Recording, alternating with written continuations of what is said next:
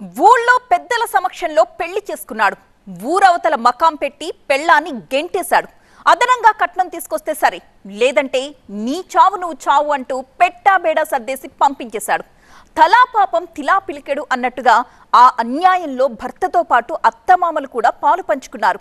Cut చేస్తే కోడల్ని హింసించేది dowry కోసం కాదు, ఇల్లీగల్ రిలేషన్ ని డైవర్ట్ చేసేందుకు అని తెలిసిపోయింది.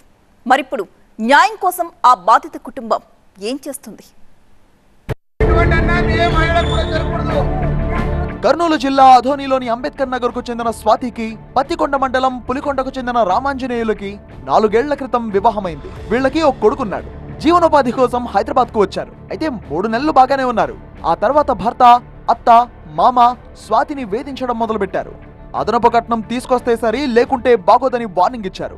అందుకు స్వాతి ససేమిరా అనడంతో బిడ్డతో సహా ఇంట్లోంచి గెంటేశారు. ఇక చేసేది లేక పుట్టింటికి వెళ్లిపోయింది స్వాతి. ఇంటికి తీసుకువెళ్లాలని అత్తింటి వాళ్లను వేడుకున్నా ఎలాంటి ఫలితం లేకపోవడంతో బంధువులంతా నేరుగా రామాంజనేయులు ఇంటికి వెళ్లారు. అక్కడ మరో మహిళతో కలిసి ఉన్నట్టు గమనించి నిలదీశారు. ఆల్రెడీ మరో పెళ్లి చేసుకున్నాడని తెలుసుకుని వారు షాక్ అయ్యారు. న్యాయం కోసం చిత్రనక పోలీసులను ఆశ్రయించారు. నా భర్త నాకు కావాల్సిందే అని అప్పటిదాకా ఇక్కడే ఉంటానని తెగేసి చెప్పింది స్వాతి. నా భర్త వద్దంటున్నాడు. అత్త కాలు మీద పడితే గానీ అత్తగాని ఒప్పుకోవటం లేదు. మా అమ్మ వాళ్ళు ఒప్పుకోవటం లేరు. ఆడపిల్లలు ఒప్పుకోవటం లేరు. ఎవరు ఒప్పుకోవటం లేరు. బయటకు దొబ్బుతున్నారు నన్ను, నా కొడుకుని. ఇప్పుడు ఏంటి కారణం అన్నా కానీ చెప్పటం లేరు. ఏమనంటే వాళ్ళ కూతురుని చేసుకోవాలని అంటున్నారు అందరూ. అందుకే నేను ఇక్కడికి వచ్చి ఇక్కడ ధర్నా చేస్తున్నాను. రామాంజనేయులు మేనమామ హోంగార్డ్. అతని వార్నింగ్లు ఎక్కువైపోయాయని ఆవేదన వ్యక్తం చేస్తోంది స్వాతి. అడిగినంత కట్నం తీసుకురాకుంటే తన పవర్ ఏంటో చూపిస్తా అని బెదిరిస్తున్నాడని ఆరోపించింది. ఆయన ఎందుకోసం రెచ్చిపోతున్నాడంటే ఒక హోంగార్డ్ ఉండడం వల్ల, మేనమామ హోంగార్డ్ ఉండడం వల్ల ఆయన రెచ్చిపోయి మాట్లాడడం జరిగింది. అందువల్ల మాకు న్యాయం జరగాలని కోరుతున్నాము. మాకేం లేదన్న, అమ్మాయి జీవితం చక్కగా ఉంటే చాలు. వాళ్ళు సంసారాన్ని పిలుచుకోమంటున్నారు. వీళ్ళు ఇంకొక పెళ్లి చేసుకొని అమ్మాయిని తెలుసుకొని వచ్చి పెట్టుకున్నారు ఇక్కడ. మేము అడిగితే పెళ్లి చేసుకోలేదు అది ఇది అంటున్నారు, కానీ వాళ్ళకి పెళ్లి జరిగిపోయింది ఆల్రెడీ.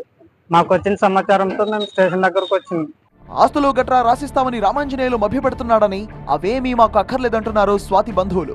స్వాతిని కాపురానికి తీసుకువెళ్తే చాలంటున్నారు. కానీ మాకు కావాల్సింది ఆస్తి, డబ్బు కాదు. మా పాప ఏమైనా తప్పు చేసింటే ఏదైనా ప్రూఫ్ ఎవిడెన్స్ ఉంటే చూపియండి. ఏమి తప్పు చేయకుండానే మీరు విడిచిపెడతామంటే మేము ఒప్పుకోము.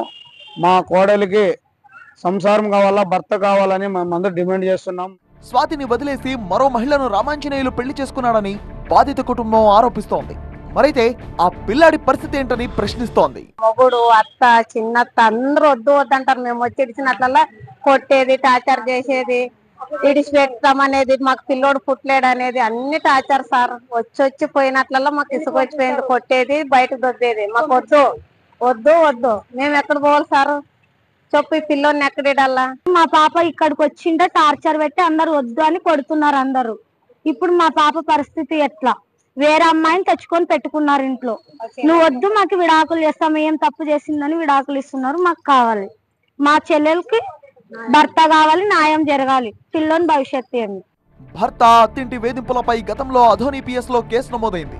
ఇప్పుడు ఛత్రినాక పోలీసులను కూడా ఆశ్రయించింది. అయితే స్వాతి నా భర్త నాకు కావాలంటుంటే అతను మాత్రం నాకొద్దు అంటూ ముఖం చాటేస్తున్నాడు. బాధిత కుటుంబం ఆరోపిస్తున్నట్టు స్వాతికి విడాకులు ఇవ్వకుండానే మరో పెళ్లి చేసుకున్నాడా, లేదంటే సహజీవనం చేస్తున్నాడా? పోలీసులు స్వాతి కుటుంబానికి ఎలాంటి న్యాయం చేస్తారో చూడాలి.